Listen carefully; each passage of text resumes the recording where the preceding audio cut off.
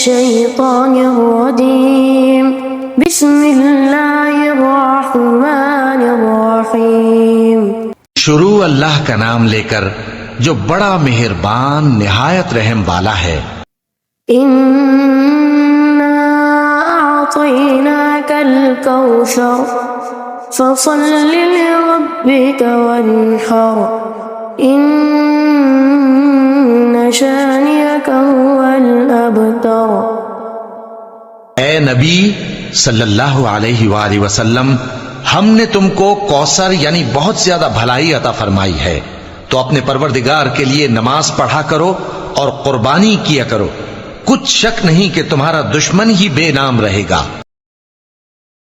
السلام علیکم ورحمۃ اللہ وبرکاتہ۔ آج ہم قرآن مجید کی سب سے مختصر مگر نہایت جامع سورہ سورۃ الکوثر کے شان نزول اور پس منظر پر بات کریں گے۔ مسند احمد میں ہے کہ رسول اللہ صلی اللہ علیہ وسلم پر کچھ غنودگی سی طاری ہوئی اور دفاتن سر اٹھا کر مسکرائے۔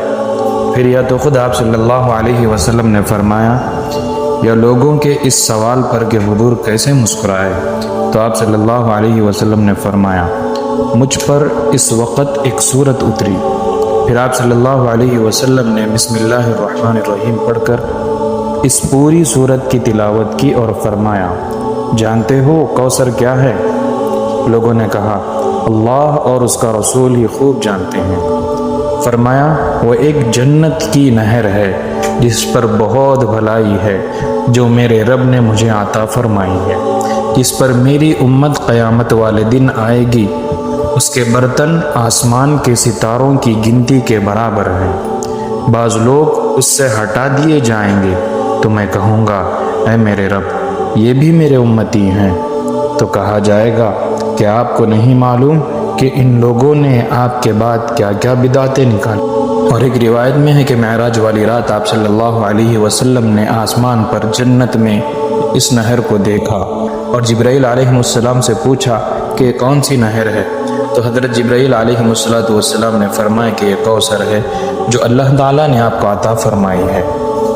روایتوں میں آتا ہے کہ سورت کی آیتیں ابو لہب کے بارے میں آیت اتری جب رسول اللہ صلی اللہ علیہ وسلم کے صاحبزادے کا انتقال ہوا، تو یہ بدنصیب مشرکین سے کہنے لگا کہ آج کی رات محمد صلی اللہ علیہ وسلم کی نسل کٹ گئی۔ اس پر اللہ تعالیٰ نے یہ آیت اتاری آپ صلی اللہ علیہ وسلم کی شریعت ہمیشہ باقی رہے گی، آپ صلی اللہ علیہ وسلم کی اطاعت ہر ایک پر فرض کر دی گئی ہے، آپ صلی اللہ علیہ وسلم کا پیارا اور پاک نام ہر مسلمان کے دل میں زندہ ہے۔ یہ صورت ہمیں سکھاتی ہے کہ اللہ تعالیٰ اپنے نبی کو عظمت دیتا ہے اور جو دشمنان دین ہوتے ہیں وہی دراصل مٹ جاتے ہیں۔ اللہ ہمیں قرآن سے محبت اور اس پر عمل کرنے کی توفیق عطا فرمائے، آمین۔